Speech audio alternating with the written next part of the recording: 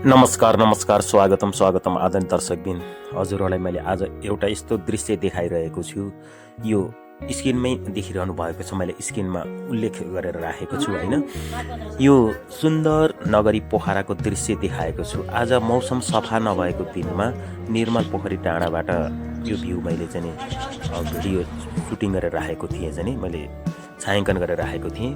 यहाँले देख्नु भएको छ पोखरा सफा छैन मौसम होइन, कुहिरो मण्डल छ, हुस्सु मण्डल छ र हिमालहरू एउटा पनि देखिएको छैन। हजुरहरूलाई लाग्ला यो कुन सहर होला, कुन ठाउँ होला भनेर, नौलो लाग्ला भनेर मैले आज यो भिडियो पनि मेमोरीको लागि राखेको। मैले यो निर्मल पोखरी डाँडाबाट, ताकि आजको दिनमा मैले यो भिडियो खिचेर राखेको छु र हिमालहरू सफा देखिने दिनमा पनि मैले पछि फेरि भिडियो खिचाउने छु।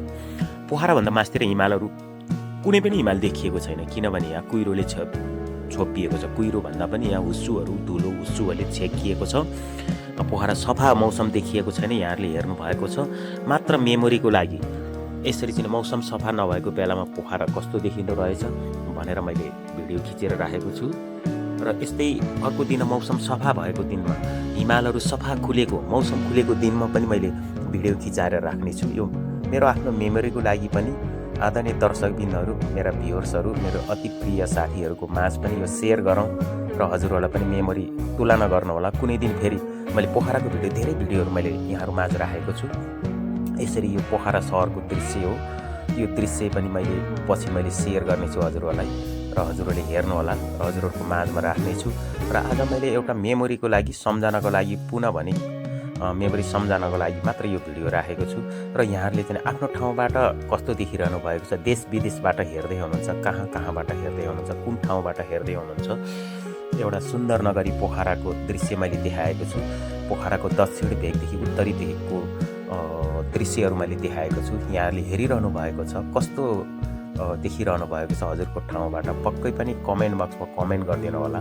पक्कै नै राम्रो चाहिँ छैन, किनभने मौसम खुलेको थिएन, हिमालहरू एउटा पनि देखिएको छैन। लागेको छ बादलले, कुहिरोले छोपिएको छ, हिमाल त एउटा पनि देखिएको छैन होइन, कुनै दृश्य पनि देखिएको छैन। पोखराको त हिमालको नजिक छैन, हिमाल सुन्दर, माछा पुच्छ्रे, अन्नपूर्ण हिमालहरू चाहिँ प्रष्ट देखिन्छन् होइन, तर चाहिँ अहिले एउटा हिमाल पनि देखिएको छैन। हजुरलाई लाग्ला यो नौलो सहर जस्तो लाग्ला, र हजुरलाई कुन सहर जस्तो लाग्ला हजुरलाई चाहिँ कमेन्ट बक्स राखिदिनु होला, कमेन्ट बक्समा राखिदिनु होला। हजुरले तुलना गर्नुहोला, कहाँको सहरसँग हजुरले तुलना गर्नुभएको छ, कस्तो देखिरहनु भएको छ, ताकि मैले स्क्रिनमा त राखिदिएको छु, यसको ठाउँको नाम होइन, पोखरा सहर भनेर राखिदिएको छु, हजुरले हेरिरहनु भएको छ।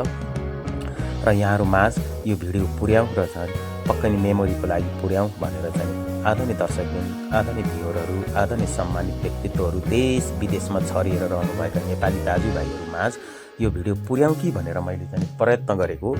र यो भिडियोमा खासै मेरो धेरै मेहनत छैन, खिचेर छायाङ्कन गरेर राखेको छु। यहाँहरूले चाहिँ हेर्दै हुनुहुन्छ कस्तो देख्नु भएको छ, र हजुरको सहर र पोखरा सहरको तुलना कसरी गर्नुभएको छ, देश विदेशको सहरको तुलना कसरी गर्नुभएको छ, पोखराको विभिन्न दृश्य, पोखराको सहरहरूको बिच, सहरको मुटु सहरको दृश्यहरू पनि मैले यहाँहरू माझ राखेको छु। यहाँले हेर्नुभएको छ नि, मेरो भिडियोमा छ पक्कै पनि, लाइभ अथवा चाहिँ लङ भिडियो, सर्ट भिडियोहरूमा मैले दृश्यहरू राखेको छु, यहाँहरूले हेर्नुभएको छ।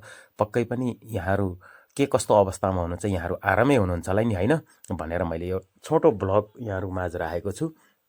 र यो दृश्य मैले चाहिँ यहाँहरूको माझ देखाउँदैछु, यहाँले हेर्दै हुनुहुन्छ, स्किप नगरिकन हेरिदिनु होला। र यहाँहरूले चाहिँ मलाई साथ सपोर्ट पनि गरिदिनु होला, यो भिडियो हेरेर साथ सहयोग पनि गरिदिनु होला भन्ने म अनुरोध गर्न चाहन्छु। र हजुर मेरो च्यानलमा नयाँ हुनुहुन्छ भने एक लाइक, एक कमेन्ट र एक सब्सक्राइब पनि गर्न नभुल्नु होला है, अनि घन्टी पनि नोटिफिकेसन पनि अन गरिदिनु होला है। ल पुरानो हुनुहुन्छ भने लाइक कमेन्ट गरेर राम्रो चाहिँ कमेन्ट, सुझावसहितको कमेन्ट छोडिदिनु होला। चाहिँ हजुरले जस्तो देख्नु भएछ त्यस्तै राखिदिनु होला, यो भिडियो जस्तो लाग्छ त्यस्तै कमेन्ट गरिदिनु होला।